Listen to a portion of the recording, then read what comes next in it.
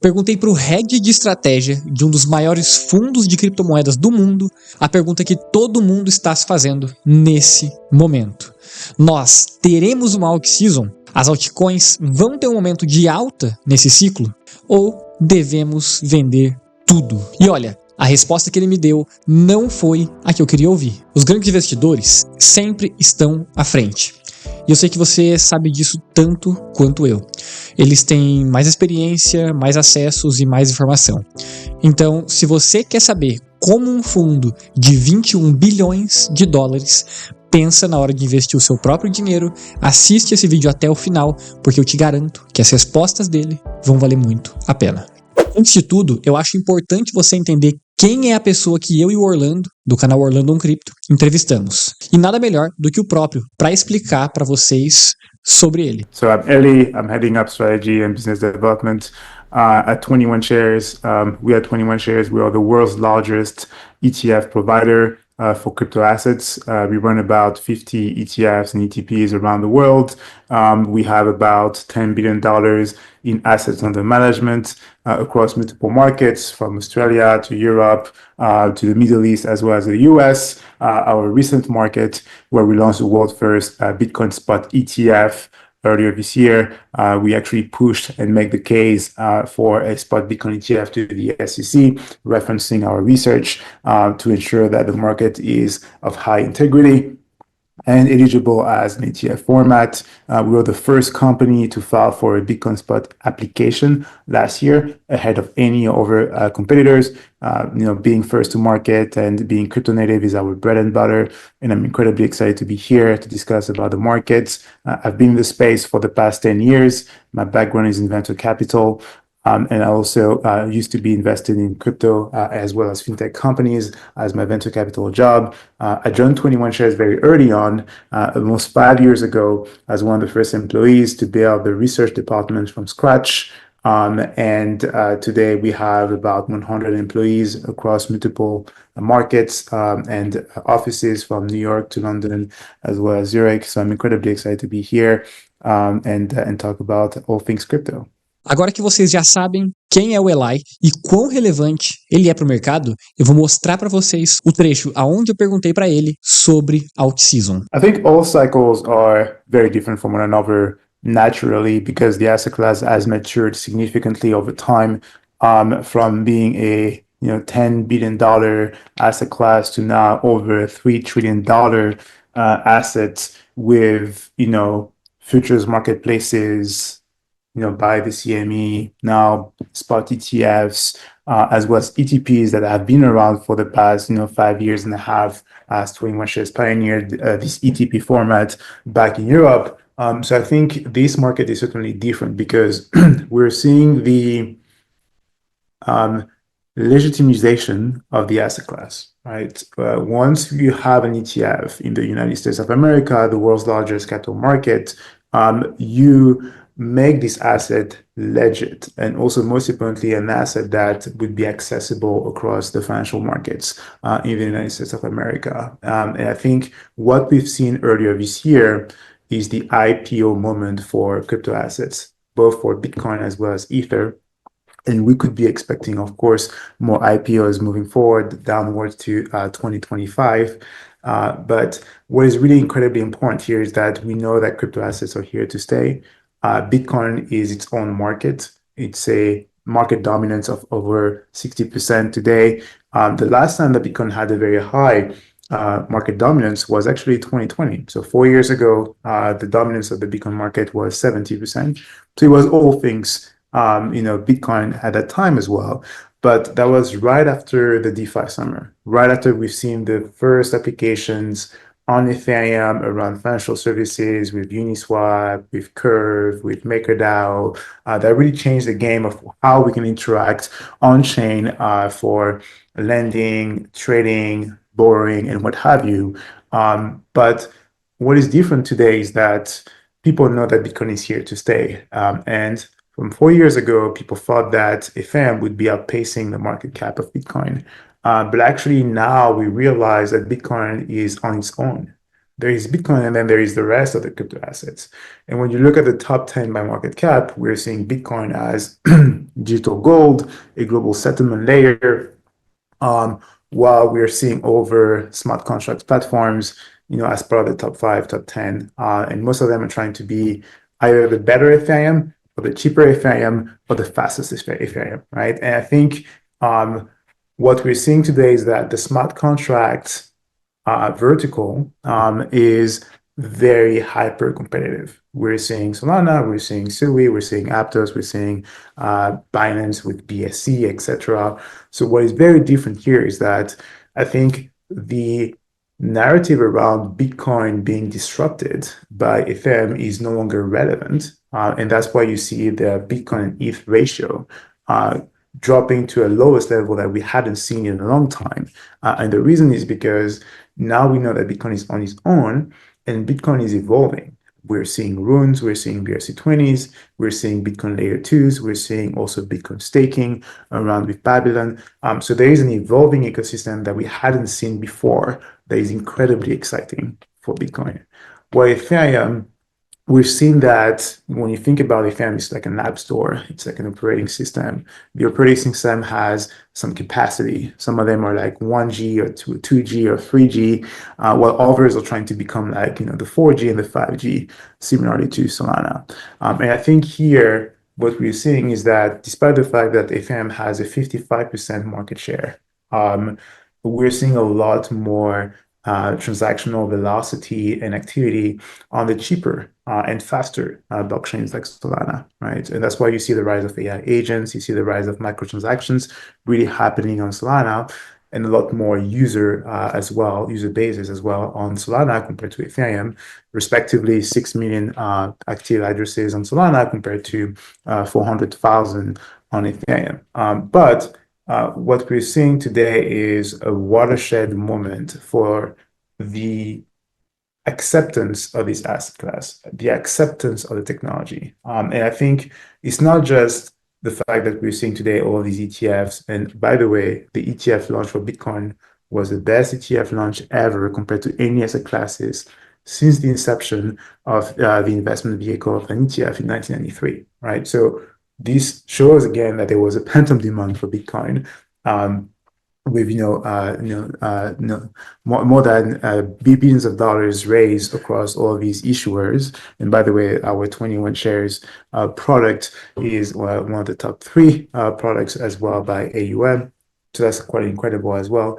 But long story short, what is incredibly important for you guys to remember is that I think investors understand and got the orange peel compared to like a few years ago. And then they're trying to assess what would be next to their portfolios with Solana, with Ethereum, with the other layer ones, as well as the applications on top, right? And I think the narrative around applications and layer ones or application and infrastructure was very important back in 2020. And that's why I think a lot of like theses, investment cases around whether applications are going to be a lot more valuable than the infrastructure was really part of the narrative. But it's not actually the case today. I think people are trying to optimize the infrastructure as much as possible so that we can accommodate billions of people on these various blockchains. Today, there is about 500 million people that do have access to crypto assets. So that's exactly where we were in 2002. And in 2002, the web just got started to some extent, or even to a larger extent, especially after the dot-com bubble. People were actually scared to use credit cards over the internet to pay for flight tickets, to pay for anything else over the internet. And I think now people took everything for granted. People don't even care about HTTPS. People don't even care about SMTP, the protocol behind sending over emails. And I think this is where we are right now with blockchain technology. People are trying to figure out, which wallets to use, with blockchains to leverage, where can I have a better user experience. But then the applications are going to be incredibly important. And I think once we have the mobile ubiquity powered by blockchain technology, especially with the rise of stablecoins that are becoming more and more part of our real world economy, this is when you're going to cross the chasm so that people can actually leverage an application on their mobile phones, without realizing that they are leveraging a blockchain-powered mobile application. And I think that would start with payments, certainly. And that's why you saw, one of the largest acquisitions by Stripe, actually the largest acquisition by Stripe of $1 billion as they bought Bridge. And Bridge basically built an API for stablecoins so that merchants can accept, dollars on chain. And I think that's truly incredible and transformative. Whether the valuation was right or not, this is another debate. But I think here we're starting to see whether we're about to cross the chasm to accommodate billions of people. And that's why, Ethereum is kind of like 3G, and then Solana is trying to become 5G and accommodate applications that we hadn't seen at a global scale on Ethereum, like decentralized infrastructure with Helium, trying to disrupt the broadband market. And I think that's truly incredible. So are we going to have the altcoin season? Probably, but what I would say is that at 21 Shares, we pioneered a classification system similarly to GICS by S&P and MSCI back in the 1990s to classify the stock market. And what we did is applying the same framework for crypto assets. Because people, when they look at multiple crypto assets, and there's 3,000 of them, they would think that they're all the same.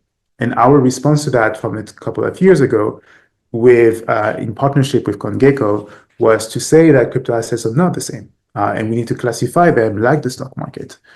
We have financial services, we have entertainment, we have social networking, we have healthcare, we do have infrastructure.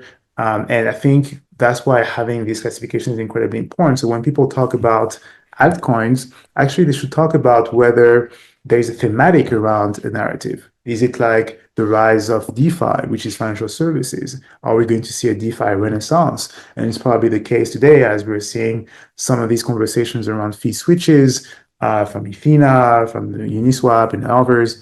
So I think it's going to be incredibly important to look at that as well to understand what will be the next narratives. But I think the next narratives will be driven by how the market is valuing the usability of these blockchains, looking at the fundamentals, and most importantly, where the activity will be happening at a larger scale. And I think where most of the activity is going to happen moving forward is going to be on the chains that do not price out retail investors, because retail investors is a lion's share of the activity that is happening right now in DeFi, as well as more globally within crypto. That's why, to me, we're going to see a lot more usability there across layer 2s on Ethereum, as well as layer 1s that would be cheaper and faster than Ethereum, like Solana or Sui. But that's really the exciting part here. So long story short, there would be the Bitcoin rise, and then there would be a thematic rise. It could be like a layer 1 rise, and we've seen that with Sui, but it could also be like a financial services rise with Radian, as we've seen on Solana. And I think that's the exciting part. Eu acho muito interessante realmente ter uma referência, uma opinião de fora de uma pessoa que está sentada em outra cadeira, de outra visão do mercado, poder compartilhar a sua opinião, sua visão sobre a Altseason, e é super importante. Inclusive, esse tema de Altseason foi uma das perguntas que eu trouxe lá do Twitter, onde o Léo Moreton pergunta qual é a minha ideia sobre a Altseason hoje. Eu enxergo a Altseason como um movimento que vai acontecer, mas não vai ser igual a outros ciclos, onde qualquer token sobe, tudo sobe de forma desenfreada durante algumas semanas, ou até pouco mais que um mês.